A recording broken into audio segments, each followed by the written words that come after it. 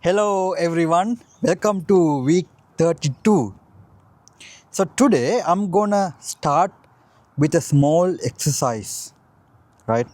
So close your eyes and take a deep breath.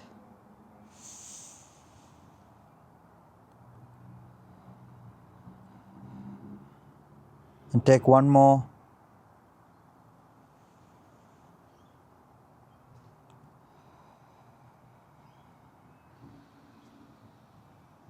And breathe as you usually breathe.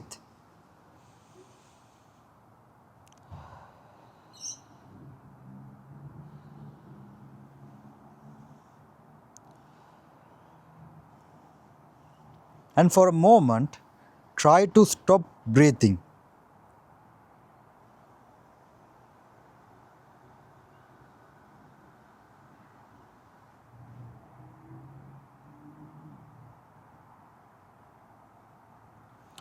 After some time, you will realize that you cannot stay without breathing. So it means you can't control your breathing. It means breathing happen automatically in your body. So if you focus about who is breathing inside you, when you close your eyes and just focus about your breath, you will see that even though you are not doing anything, the breathing will happen automatically. So in that moment, you become the observer. Then the observer realizes that the observer is not the body. The body does the breathing automatically until you die. When you take your first breath, you didn't know you are breathing, right? Even now, when you try to control your breathing, you can't control it because the observer is not the one who is breathing in your body. So the body becomes just a vessel for you to experience this world, and the observer is within you. So now you realize that the observer within you is not the body, but observer and the body is all connected. That's why I'm moving my hand wherever I want. I'm talking. Now, for a moment, forget about your name, the name given to you by your parents when you are born, and forget about your ethnicity, which country you are born, the flag you belong to. Forget about it. And now, forget about the religion you are born into. What God do you believe? So when you forget all of those things, you will realize you are just a body with a different color or different specification. And now, think about the same for each and every human who is breathing in this world right now. Those each and every human who is breathing right now is given a ethnicity, is given a flag to belong, is given a God to believe, is given a religion when they are born. So simply this human vessel doesn't have any religion or any ethnicity or any color. Now we see colors, but even we see the colors with our eyes because of the sunlight. And when you forget those ethnicities, colors and religions for a moment, think about what are you really doing in this earth? What are you really doing in this earth? Why you are born into this earth? And what are you doing right now? And what will be the end of your journey in this earth? You probably know even the most handsome man in the world will grow old, will become weak, and then eventually die. And it is same for the most beautiful woman in the world. Even though she is Miss Universe right now, after 20-30 years, her skin will wrinkle, her hair will grow white color. Eventually, she will lose her beauty and then eventually she will die. for that time period, what are we really doing in this earth? What is really happening around us in the society, in the system that we were born into? Why everything happening in the way it is happening? And do we have to live the same way that we are born into this system? Or is there any better way for us to live and experience this earth? Those are some questions that most of us think when we are alone most of the time, probably. Those are type of questions that hidden deep inside us.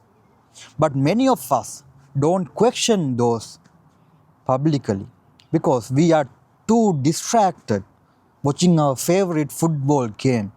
We are too distracted with stock market, bitcoins, making more and money, and we are too distracted to maintain our beauty, putting makeups, buying luxury dresses, and trying to give ourselves value with the materialistic things that we can buy with the paper money we make after we go to work. So, is that why we are here? To show ourselves in the social media that we are the richest, we are the happiest within a photo, but the rest of the time you are so unhappy and you are struggling to make more beautiful, make more money. So our journey starts in this earth in the moment we born, right? So from the moment we are born, we learning. We learning from our senses, from what we see, what we hear, what we taste, and what we experience in life. We learn. So basically, you learn most of the things from your parents, from your siblings, or few people around you. And then you go to school. You learn from the school, from your teachers, from the education system that is created by your education minister or some people in the government. And after that, you get a job, and then you work and work and work Monday to Friday or overnight shift, or somehow you work and you make money. From the money you make, what you can do? You can buy food, you can start building a house, you can buy a car, or you can buy jewelry or dresses or make more beautiful or make you more strong. What else you can do? You can travel.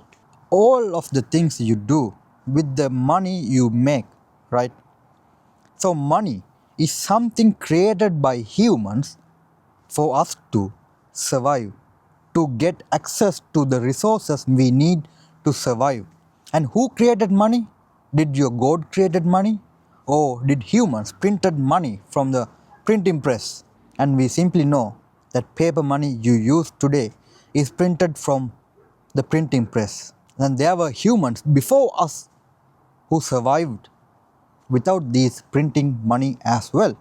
But when we live in a more complex society, when more united society, connected society, we have came to a solution to use this paper money.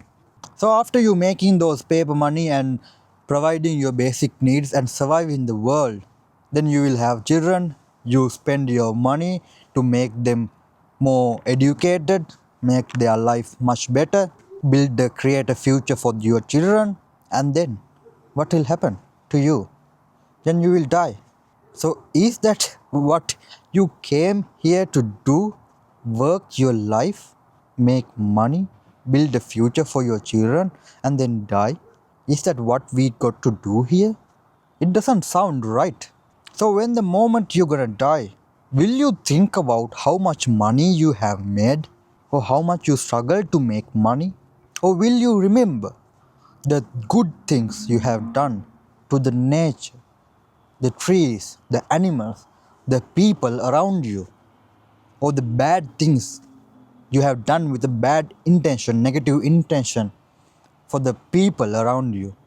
Because as a human, you will never meet all 8 billion people in this earth, right?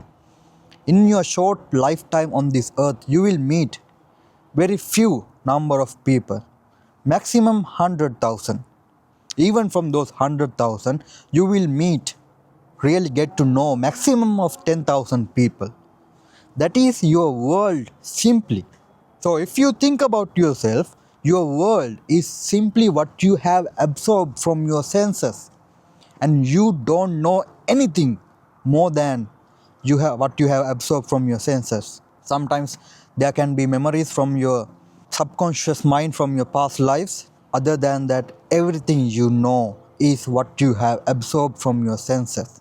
And one of the main tool that we use nowadays is media to absorb information to our lives.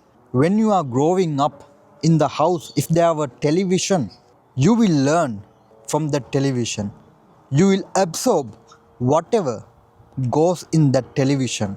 You will absorb whatever beliefs that is repeated in that television. If that television repeating that this leader is the best leader to run your country, you will think, oh, maybe that person is the only option in the country to run our country. That person is the really best solution to run the country. And if that media is keep repeating that Jesus is the God, even when you are 20 years old, even when you are 30 years old, you will believe Jesus is the God, Jesus is the creator. That is the power of media. Whatever repeated on media again and again, the human mind perceive it as the truth. And most of us have grew up without realizing the power of media. Most of us have grew up without knowing how media can shape the beliefs, your values within your mind. And that is why media is so powerful.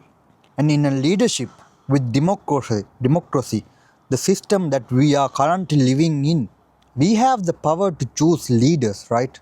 So how do we know that this human is the best one to lead our country? If you go to the street and ask few people what kind of a leader is best suitable to run the country, they have no idea. Why? Because they never thought about that question. They never had the opportunity to think about that question. But every 4 to 5 years, they vote for some person to run their country. And sadly, leaders are the humans who are shaping the course of evolution in the humanity. If humans are evolving, leaders are the humans making the major decisions in the world, how we are evolving, how we are living as a society. But what kind of a qualification does the current leaders have in this world to run, to care about, to think about millions of people in the country? Right now, we are connected and we know each and every one of us is a human. We all need the same things to survive. And when we know those things, some presidents still want to bomb other countries. Why? If you think about why, you will realize that each of each and every one of us humans will not do anything if it doesn't generate money. We live in a society where money become our survival. We don't share anymore. We just make money and buy the things that we need for our survival. When we are in a troubling situation, we just call someone to come and help, and we pay them with the money we make. You will wake up 6 in the morning if you have work 7 in the morning. If you don't have work in the morning, you will never wake up in the morning if you don't have the real discipline, right? So even we wake up in the morning because we need to go to work to make money. So we know that that money help us survive in this system. And right now, United States is the biggest military power in the world. And even in the Iran war, they have spent millions of weapons to attack Iran. Now think about it. Millions of weapons are used to attack Iran. So now they have to create millions of weapons in order to stock, right? So for that reason, government has to spend so much money from the budget for the defense. That's how they frame it, right? Because words are also that we have created to communicate with each other. So whose money is used to build new weapons? Your taxpayers' money. So in the current system, the taxpayers' money is given to defense contractors to make more weapons. And imagine you are a defense contractor, you are a weapon manufacturer from 50 years ago, right? You survived in that current world from the weapons you make to defend your country. And then you have a business, established business, and you have become rich by producing weapons for the country. And now you are passing down your business for your next generation, your children. And for those children to survive, those weapons should still sell. Someone should use those weapons for that family to survive, that shareholders to survive. And that is what really happening. Some people need to survive, and that is the only way they know to survive in this earth, by manufacturing weapons, and they have millions of money. So they need leaders who really wants to fight, so they can use their money for the elections. Because if you are running for election, you need millions of money to spread the message through media that you are the best person who is available in the country to lead the country. So before you go into the election, before you becoming president, you give so many promises that there will be no new wars. I will stop this war within 24 hours. And then they take money from those defense companies to run their election campaign. And when they elected president, you have to treat the people who have helped you to be in that position. So how you help them? There should be more and more conflicts in the world for those people to make money. Because how can they sell their product if there is no conflicts in the world? If people are happy and living peacefully by sharing the resources in the world, if there's proper systems in the world for us to access the resources for all 8 billion people, if there's no one will fighting, how can those companies, shareholders, defense contractors are making money? Think about it. When you see all the dots will automatically connect in your head, and you will see a bigger picture, and you will see that is the kind of world we are living in right now.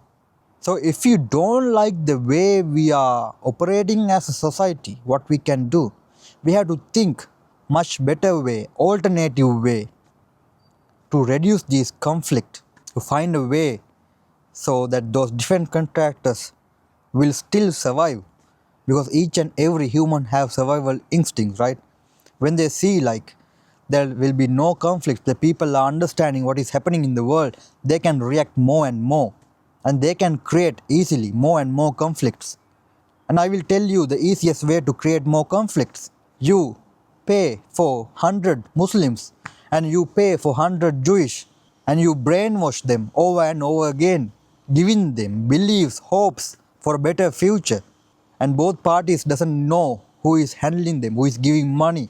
And if you give money for the 100 Muslim people to attack the Jewish area, Jewish gathering or something, then they can send the media to that place and create more and more news that is broadcasted over a week, right?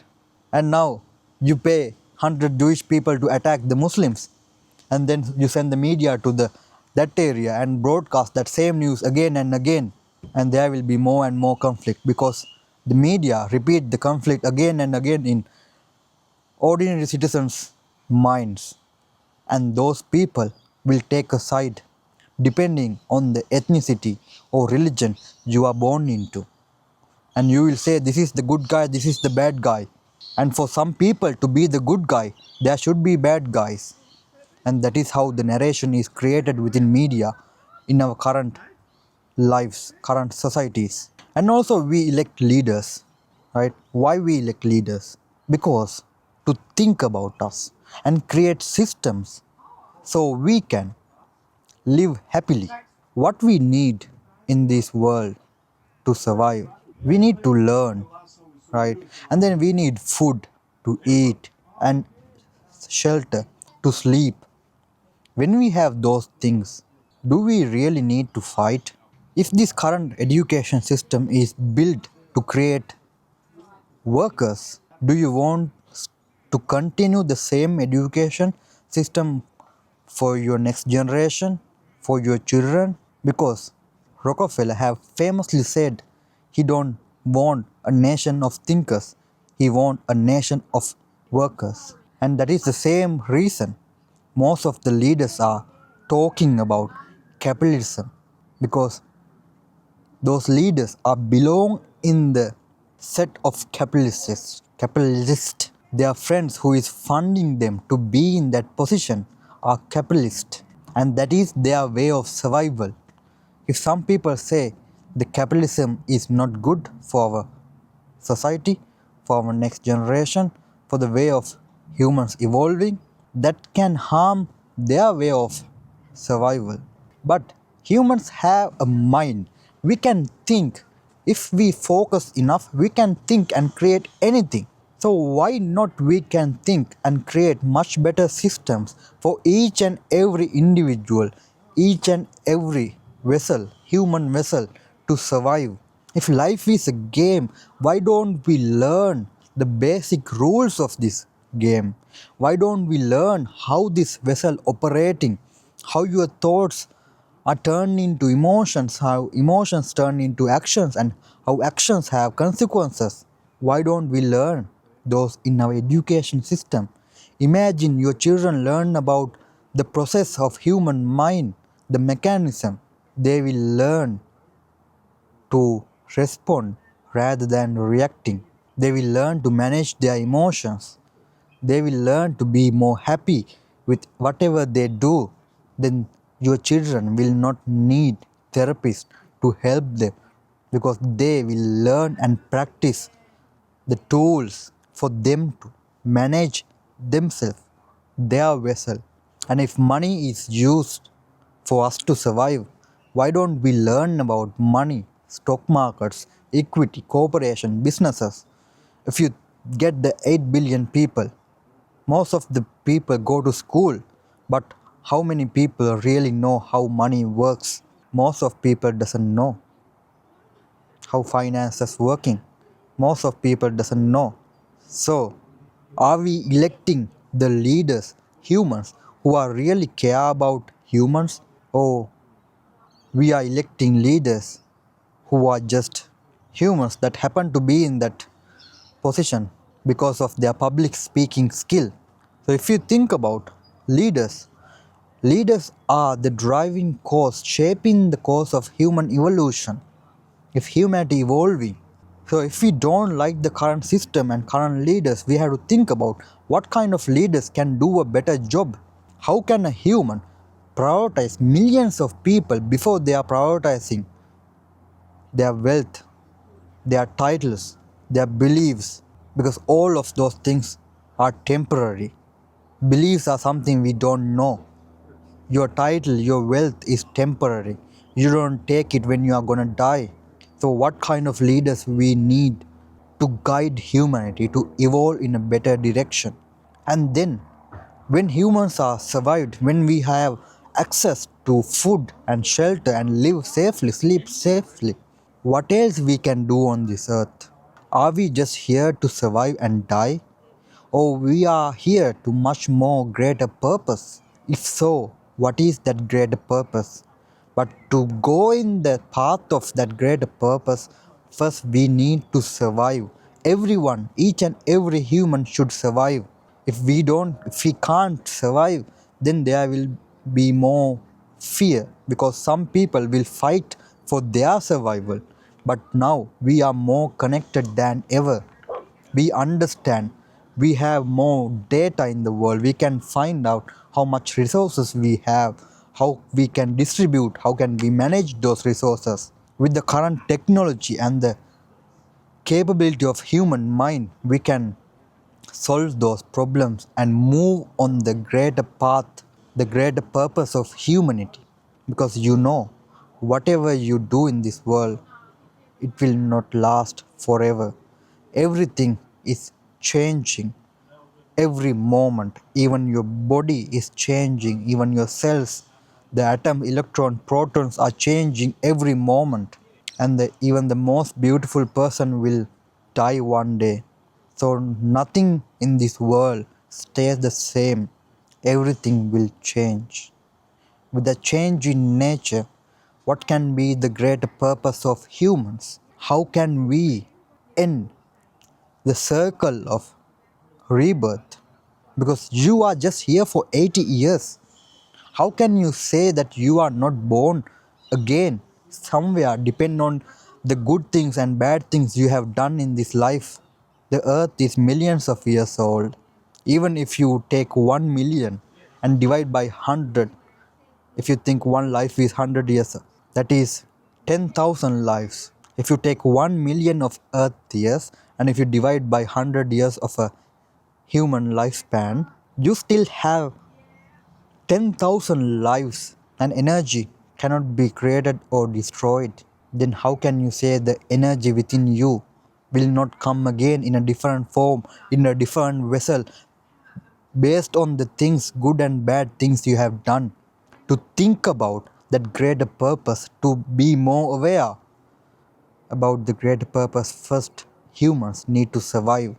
And to survive, we elect leaders. And the leaders are electing from a popularity contest right now, because each and every one of us have the need to survive. And when we understand those things, we can think of much better way for us to survive, and then think about the greater purpose of humans, why we are really getting this body. Because even getting this body is very rare chance. If you know statistics probabilities, it is a very rare probability that you are getting a human body, human vessel. So do we waste our human life only thinking about our survival, or we will together create much better leaders, much better systems, and then do we really want to move towards the greater purpose of human life? The choice is up to you. If you are listening this, if you are hearing this from anywhere in the world, it's because you are meant to. It's because your time has come to listen and understand and move towards much better direction as a humanity. Because this earth, humanity, is evolving. We can evolve in a better direction or we can evolve in a bad direction. Right now, think about the direction we are evolving. And while we are evolving, just like anything else, we need to maintain the balance of way we survival and the way we align with nature, that is spirituality. When we too focus about technology, we forget about the nature. When we lose that balance, the humanity will reset, because this nature take in it to hand, because we are nature. When we forget that we need to evolve by aligning with nature, the nature take it into their hands and reset the way we evolve, the way we live. That is what happened to so much other civilization in the history, and nothing will last forever, my friend. So when nature reset, the humans will have no answers. The technology you have created will have no answers. Then you have to surrender to the nature. And before nature do that part to our civilization, we have the chance to think and correct ourselves and evolve in a better direction. And that golden time is now, because we are connected than any other civilization in our history. So my friend, it is time for you to think and for you to take action and for you to be aware. Thank you.